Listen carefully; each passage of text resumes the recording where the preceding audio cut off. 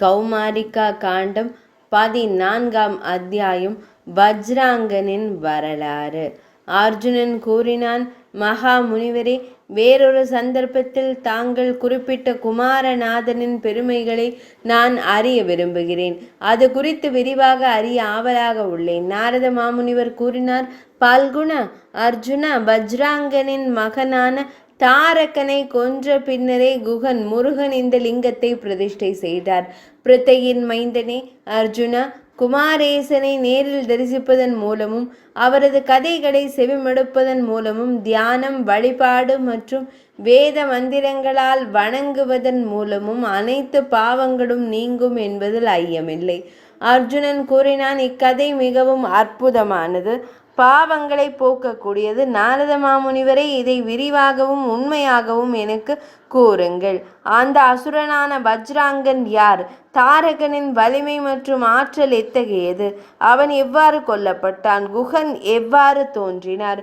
குமாரேஸ்வரர் என்ற பெயருடைய லிங்கம் எவ்வாறு பிரதிஷ்டை செய்யப்பட்டது? இந்த லிங்கத்தை வழிபடுவதால் கிடைக்கும் பலன் என்ன? இவற்றை எனக்கு விரிவாக கூறுங்கள். நாரத மாமுனிவர் கூறினார், படைகளின் தலைவனான குமாரனையும் ஈஸ்வரனையும் வணங்கிய பின்னர், பிருத்தையின் மைந்தனே, குமாரனின் இந்த மகத்தான வரலாற்றை கவனத்துடன் கேளுங்கள். பிரம்மதேவரின் மனதிலிருந்து தோன்றிய புதல்வர் தக்ஷன் எனும் பிரஜாபதி ஆவார். பால்குணா அவர் விரிணியின் மூலம் 60 மகள்களை பெற்றெடுத்தார். அவர் தர்மனுக்கு 10 மகள்களையும், கஷ்யப முனிவருக்கு 13 பேரையும், சோமனுக்கு, சந்திரனுக்கு 27 பேரையும், அரிஷ்டநேமிக்கு 4வரையும், பூத்தர், ஆங்கிரசர் மற்றும் ரிச்சாஸ்வர் ஆகியோருக்கு தலா 2வரையும் திருமணம் செய்து கொடுத்தார். அவர்களுடைய சகோதரிகளான அந்த சக மனைவிகளின் பெயர்களை என்னிடமிருந்து செவிமடுங்கள். 3 உலகங்களும் அவர்களின் சந்ததியினரால் நிறைந்துள்ளன. பானு, லம்பா, ககுத், பூமி, விஸ்வா, சாத்யா, மருத்வதி, வசு, முகூர்த்தா மற்றும் சங்கல்பா ஆகியோர் தர்மனின் மனைவிகள் ஆவர். அவர்களின் புதல்வர்களை குறித்து செவிமடுங்கள். தேவர்களில் சிறந்தவரான இந்திரசேனன் பானுவின் மகனாவார். லம்பாவுக்கு வித்யோதன் பிறந்தான். அவனிடமிருந்து ஸ்தன இத்னுக்கள் தோன்றின.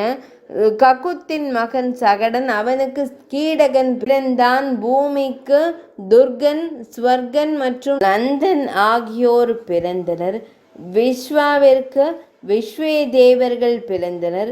அவர்கள் சந்ததியற்றவர்களாக கருதப்படுகிறார்கள். சாத்யாவிற்கு 12 சாத்தியர்கள் பிறந்தனர். அர்த்த சித்தி அவர்களது மகனாவார். மருத்வதிக்கு மருத்வான் என்றும் சுஜயந்தன் ஆகியோர் பிறந்தனர். மெய்யறிவு உடையோர் இவ்விருவரையும் நரன் மற்றும் நாராயணன் என்று அழைக்கின்றனர். வசுவிற்கு 8 வசுக்கள் மகன்களாக பிறந்தனர். முகூர்த்தாவிற்கு முகூர்த்தகர்கள் பிறந்தனர். அனைத்து உயிரினங்களுக்கும் தங்கள் பாதங்களில் செய்யப்படும் செயல்களுக்கான உரிய பலன்களை இவர்கள் வழங்குகிறார்கள். சங்கல்பாவிற்கு சங்கல்பன் மகனாக பிறந்தான். சங்கல்பனுக்கு காமன் மகனாக பிறந்தான். சுரூபா 11 ருத்ரர்களை பெற்றெடுத்தாள். அவர்கள் கபாலி, பிங்களன், பீமன், விரூபாக்ஷன், விலோகித்தன், அஜகன், சாசனன், சாஸ்தா, சம்பு மற்றும் பவன் ஆவர். ருத்ரனின் மற்ற பிற பரிவாரங்களும் சுரூபாவின் புதல்வர்களாகவே கருதப்படுகிறார்கள். பிரஜாபதியான ஆங்கிரசின் மனைவியான ஸ்வதா பித்ருக்களை பெற்றெடுத்தாள். சனி அல்லது சசி புனிதமான தலைவனான அதர்வாங்கிரஸை பெற்றெடுத்தாள். அர்ச்சஸ் மற்றும் திஷண்ணா ஆகியோர் கிருஷாஸ்வாவின் 2 மனைவிகள் ஆவர். இவர்களின் புதல்வர்களே பல்வேறு வகையான அஸ்திரங்களும் ஏவுகணைகள், அவற்றை மீள பெறும் சம்ஹார வித்தைகளும் ஆகும். பதங்கி, யாமினி, தாம்ரா மற்றும் திமி ஆகியோர் அரிஷ்டநேமியின் மனைவிகள் ஆவர். பதங்கி பதங்க பறவை இனத்தையும், யாமினி ஷலப வெட்டுக்கிளி போன்றவை இனத்தையும் ஈன்றெடுத்தனர். தாம்ராவின் புதல்வர்கள் நாரைகள், கழுகுகள் போன்றவை ஆகும். திமியின் புதல்வர்கள் நீர்வாழ் உயிரினங்கள் ஆவர். இப்போது கஷ்யப முனிவரின் மனைவிகளின் பெயர்களை செவிமடுங்கள். அவர்கள் உலகங்களின் அன்னையர் ஆவர். இவர்களிடமிருந்தே இந்த பிரபஞ்சம் தோன்றியது. மங்களம் அருளும் அவர்களின் பெயர்களானது பின்வருமாறு: அதிதி, திதி, தனு, சிம்ஹி, தனாயு, சுரபி, அரிஷ்டா, பினதா, கிராவா, தயா, குரோதவசா, இரா மற்றும் கத்ரு. முனி ஆகிய இருவரும் ஆவர். இவ்வாறு அந்த அன்னையர்கள் போற்றப்படுகின்றனர். ஆதித்யர்கள் அதிதியின் புதல்வர்கள் ஆவர். தைத்தியர்கள் திதியின் புதல்வர்கள் என்று போற்றப்படுகின்றனர். தானவர்கள் தனுவின் புதல்வர்கள் என்று கூறப்படுகின்றனர். ராகு எனும் கிரகம் சிம்ஹிகையின் புதல்வனாவான். தனாயுஸ் என்பவளிடமிருந்து தனாயு எனும் வலிமைமிக்க குழு தோன்றியது. சுரபியிடமிருந்து பசுக்கள் தோன்றின. அரிஷ்டனிடம் இருந்து புதல்வர்கள் யுகந்திரர்கள் காளைகளை தேரில் நுகத்தடி தாங்கும் பகுதி ஆவர். வினதை அருணனையும் மிகுந்த வலிமை கொண்ட கருடனையும் ஈன்றெடுத்தாள். கிராவாவின் புதல்வர்கள் வேட்டையாடும் விலங்குகள் ஆவர். குரோதவாசா என்பவளிடமிருந்து குரோதவச எனும் குழு தோன்றியது. மங்கள இராவின் புதல்வர்களாக கருதப்படுகின்றன. அரவங்கள் என்றழைக்கப்படும் நாகங்கள் கத்ருவின் புதல்வர்களாகவும் தேவ கன்னிகைகளின் குழுக்கள் முனியின் புதல்விகளாகவும் கருதப்படுகின்றன. அரவங்கள் என்றழைக்கப்படும் நாகங்கள் கத்ருவின் புதல்வர்களாகவும் தேவ கன்னிகைகளின் குழுக்கள் முனியின் புதல்விகளாகவும் கருதப்படுகின்றன. திதியின் புதல்வர்களான வீரமிக்க ஹிரண்யகசிபு மற்றும் ஹிரண்யாக்ஷன் ஆகிய இருவரையும் பகவான் ஸ்ரீ மகாவிஷ்ணு கொன்றார். புதல்வர்களை இழந்த திதி தேவி கஷ்யப முனிவரை திருப்திப்படுத்திய அந்த நங்கை போரில் சக்கரனை தேவேந்திரனை கொல்லக்கூடிய மிகுந்த வலிமை வாய்ந்த மற்றொரு மகனை பெற வரம் வேண்டினாள். புனிதமான அந்த முனிவர் அவளுக்கு 1000 ஆண்டுகள் கட்டுப்பாட்டுடன் இருந்து புனிதமான விரதங்களை அனுசரிப்பாயாக என்று வரமளித்தார். அவ்வாறு கூறப்பட்டதும் அவர் புஷ்கர தீர்த்தத்தில் மிகுந்த தூய்மையுடனும் மன ஒருமைப்பாட்டுடனும் அவ்வாறே செய்தார். அவர் இந்த விரதங்களை அனுசரித்து கொண்டிருந்த போது 1000 விழிகளை உடைய தேவேந்திரன் அங்கு வந்து மிகுந்த பக்தியுடன் அவருக்கு பணிவிடை செய்தான். அவளும் அவனை அப்பணிகளை செய்ய அனுமதித்தாள். அந்த 1000 ஆண்டுகால விரதம் முடிவடைய இன்னும் 10 ஆண்டுகளே இருந்த நிலையில் தேவேந்திரனின் பக்தியால் திருப்தி அடைந்த திதி மகிழ்ச்சியுடன் அவனிடம் பின்வருமாறு கூறினாள். திதி கூறினாள்: தேவர்களுள் சிறந்தவனே, நான் எனது புனிதமான விரதத்தையும் அனுஷ்டானங்களையும் ஏறக்குறைய நிறைவு செய்து விட்டேன் என்பதனை நீ அறிவாயாக. உனக்கு ஒரு சகோதரன் பிறக்கப் போகிறான். அவனுடன் இணைந்து நீ பெருமையை அடைவாய். எந்தவித தடையும் இடையூறும் இன்றி 3 உலகங்களின் ஆட்சியையும் நீ அனுபவிப்பாய். இவ்வாறு கூறிய பின்னர் அந்த நங்கையான திதி பகல் நேரத்தில் தன் பாதங்கள் கூந்தலை தொட்டவாறு உறங்கினாள். தவிர்க்க முடியாத விதியின் சக்தியே அவளை உறங்க தூண்டியது. அந்த சாதகமான தருணத்தையும் வாய்ப்பையும் கண்ட தேவேந்திரன் யோக சக்தியால் உருமாறி அவள் உடலுக்குள் நுழைந்தான். தனது வஜ்ராயுதத்தால் திதியின் வயிற்றிலிருந்த கருவை 7 துண்டுகளாக வெட்டினான். மகவான் தேவேந்திரன் கோபத்துடன் அந்த ஒவ்வொரு துண்டையும் மேலும் 7 துண்டுகளாக வெட்டினான். தன் வஜ்ராயுதத்தால் வெட்டப்படும் பொழுது எழுந்த அந்த துண்டுகளின் அலறல் சப்தம் கேட்டு திதி அன்னை விழித்தெழுந்தாள். அவள் தேவேந்திரனிடம் அதனை கொல்லாதே என்று கூறினாள். தேவேந்திரன் அவர்களிடம் மாரோதீக அழாதீர்கள் என்று கூறினான். அவன் வயிற்றிலிருந்து வெளியே வந்து தன் தாயின் சகோதரியின் முன் நின்றான். பயந்து போன நிலையில் அவன் மரியாதையுடன் கரங்களை கூப்பினான். தன் மீது மிகுந்த கோபத்தில் இருந்த தன் தாயிடம் அவர் இவ்வாறு கூறினார்: அம்மா, தாம் பகல் நேரத்தில் தமது கூந்தலின் மீது பாதங்கள் பட்டவாறு நீண்ட நேரம் திறந்த வெளியில் உறங்கினாய். அப்போது உன் கருவை நான் வெட்டினேன். என் வஜ்ராயுதத்தால் அந்த கரு 49 துண்டுகளாக பிரிக்கப்பட்டது. அவர்களே உன் புதல்வர்கள். உன் சொற்கள் உண்மையாகட்டும். அவர்களுடன் இணைந்து நான் பெருமையும் செல்வத்தையும் அனுபவிப்பேன். நான் இருக்கும் வரை அவர்களும் வானில் உறைவிடங்களை அளிப்பேன். அவர்களுக்கு வானில் உறைவிடங்களை அளிப்பேன். மாரோதிக அழாதே என்று நான் அவர்களிடம் கூறியதால் அவர்கள் மருத்துக்கள் என்று புகழ் பெறுவார்கள். இவ்வாறு கூறப்பட்டதும் திதி வெட்கமடைந்தாள். அவளால் எதையும் பதிலளிக்க இயலவில்லை. தேவேந்திரன் அவர்களுடன் சென்றான். அவர்கள் திசைகளின் எல்லைகளில் வீசும் காற்றாக அறியப்படுகிறார்கள். பின்னர் சோகமும் மனச்சோர்வும் கொண்ட திதி மீண்டும் தன் கணவரிடம் கூறினாள். புனிதமான இறைவனே, சக்கரனை தேவேந்திரனை வலிமையுடன் கொல்பவனும் தேவர்களின் ஆயுதங்களாலும் அஸ்திரங்களாலும் கொல்ல முடியாதவனுமான ஒரு மகனை எனக்கு அருளுங்கள். பிரஜாபதியே, எனக்கு சாதகமான பதிலை தாங்கள் அளிக்கவில்லை என்றால் நான் இறந்தவளாகவே கருதப்படுவேன் என்பதை தாங்கள் அறிந்து கொள்ளுங்கள். இவ்வாறு கூறப்பட்டதும் அவர் துயரமும் மனச்சோர்வும் கொண்ட தன் மனைவியிடம் கூறினார். 10,000 ஆண்டுகள் கடுமையான தவத்தை மேற்கொள்வாய். அப்பொழுது உனக்கு வஜ்ராங்கன் என்ற மகன் பிறப்பான். அவனது உடல் வலிமை வஜ்ரம் போன்றவை வைரம் போன்ற வலிமை கொண்டதாக இருக்கும். எஃகு ஆயுதங்களாலும் அவற்றை வெட்ட இயலாது. அவை அவ்வளவு கடினமானவையாக இருக்கும். அவன் அறநெறி தவறாதவனாக திகழ்வான். அந்த வரத்தை பெற்றதும் அந்த மென்மையான பெண்மணி தவம் செய்வதற்காக காட்டிற்கு சென்றாள். அவள் மிக கடுமையான தவத்தை மேற்கொண்டாள்.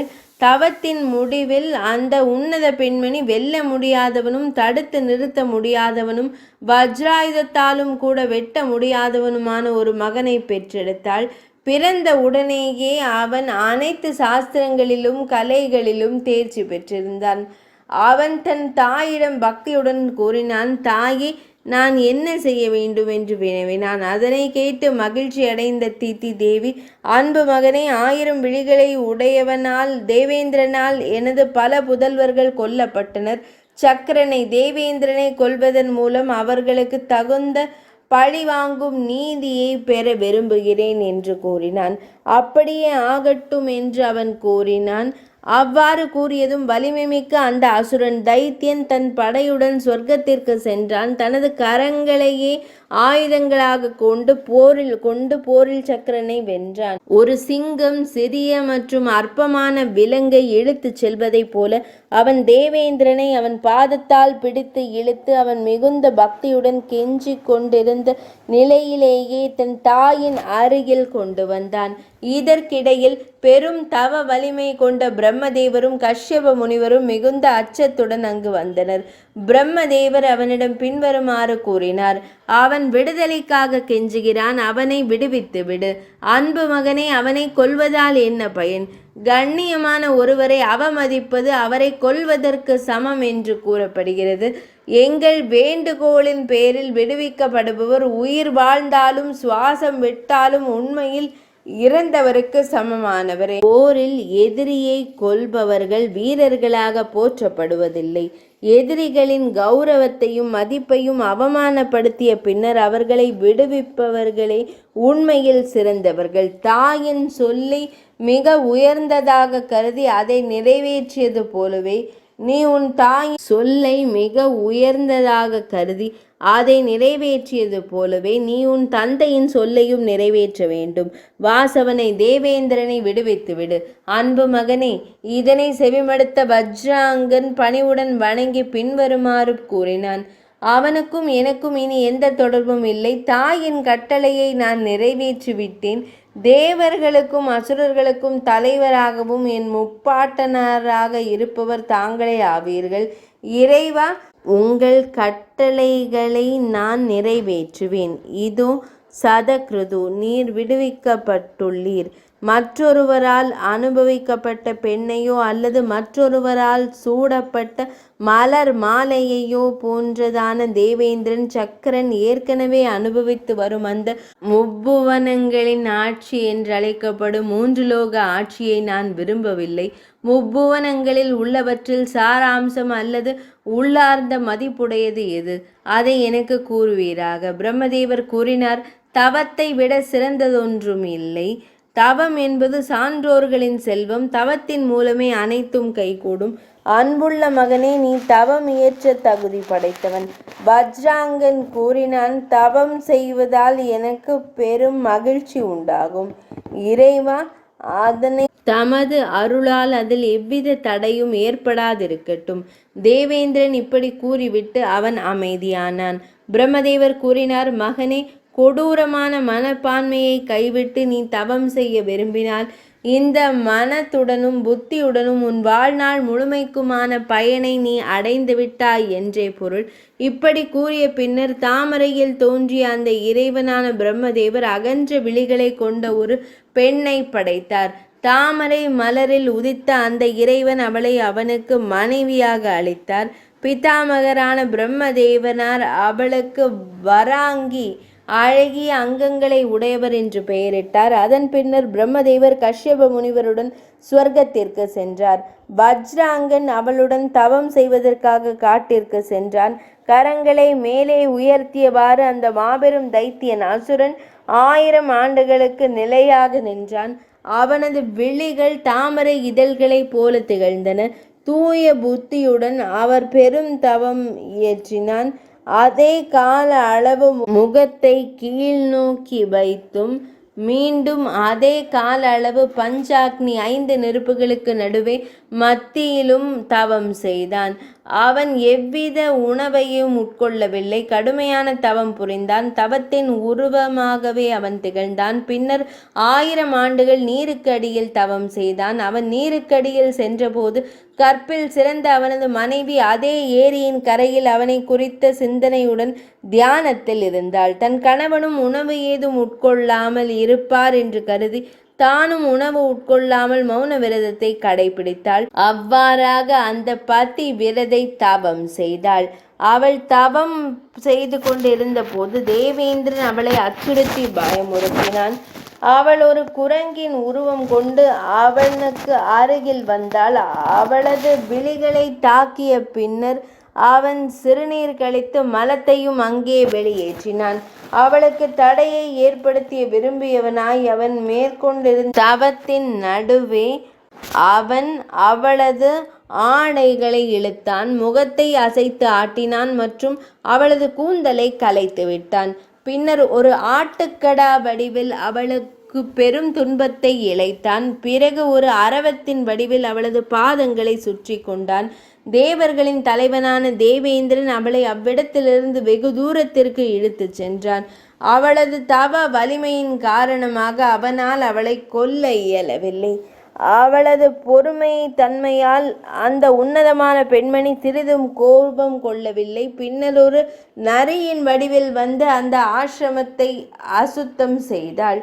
நெருப்பின் வடிவில் அவனது பெரிய ஆசிரமத்தை எரித்தான். மிக கொடிய காற்று வீச்சின் வடிவில் அந்த மங்களமான பெண்ணை இழுத்து சென்றான். இவ்வாறு சிங்கம், ஓநாய் போன்ற வடிவங்களில் தொடர்ந்து துன்புறுத்தி அச்சுறுத்தும் செயல்களை அவன் நிறுத்தாத போது வஜ்ராங்கனின் மனைவி இது அந்த மலையின் தீய செயல் என்று கருதி அவனை சபிக்க தயாரானாள். அவள் சபிக்க முற்படுவதை கண்ட அந்த மலை விரைவாக ஒரு மனிதனின் வடிவத்தை ஏற்று அழகான விழிகளை கொண்ட அந்த சிறந்த பெண்ணிடம் இவ்வாறு கூறியது. மலை சைலன் கூறியது, சிறந்த புனித விரதங்களை கொண்ட பெண்ணே, நான் தீயவன் அல்ல. அனைத்து உயிரினங்களாலும் நாடப்பட தகுதியானவன் நான். பிருத்ராசுரனை கொன்றவனே, உன் மீது கோபம் கொண்டு உனக்கு பெரும் துன்பத்தை இழைக்கிறான். இதற்கிடையில் 1000 ஆண்டுகள் கடந்துவிட்டன. அந்த காலம் கடந்ததும் தாமரையில் தோன்றிய இறைவனான பிரம்மதேவர் மகிழ்ச்சி அடைந்தார். அந்த ஏரிக்கு வந்து வஜ்ராங்கனிடம் அவர் உரையாடினார். பிரம்மதேவர் கூறினார், திதியின் மகனே, நீ விரும்பும் அனைத்தையும் நான் அருள்வேன், எழுந்து நிற்பாய். இவ்வாறு கூறப்பட்டதும் தவ வலிமையின் இருப்பிடமாக திகழ்ந்த அந்த மாபெரும் தைத்தியன் எழுந்து நின்று உலகங்களுக்கெல்லாம் பாட்டனாரான அவரிடம் கரம் கூப்பி மறைந்து இவ்வாறு கூறினான், வணங்கி. வஜ்ராங்கன் கூறினான், எனக்குள் அசுரத்தன்மையோ அல்லது அத்தகைய உணர்ச்சியோ இருக்கக்கூடாது. சக்கரனின், தேவேந்திரனின் ராஜ்யத்தின் மீது ஆசை இருக்கக்கூடாது. என் மீது உள்ள தவம், பக்தி மற்றும் நற்பண்புகள் மீதான ஆர்வம் அப்படியே ஆகட்டும் என்று பிரம்மதேவர் மிகுந்த மன ஆச்சரியத்துடன் கூறினார்.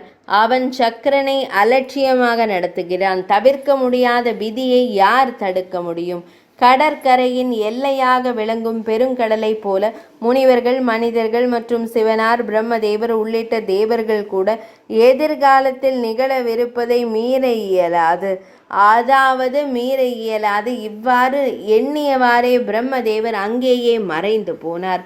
தவம் நிறைவடைந்ததும் உறுதியான கட்டுப்பாட்டை கொண்ட வஜ்ராங்கன் உணவு உட்கொள்ள விரும்பினான். ஆனால் அவனது ஆசிரமத்தில் தன் மனைவியை காணவில்லை.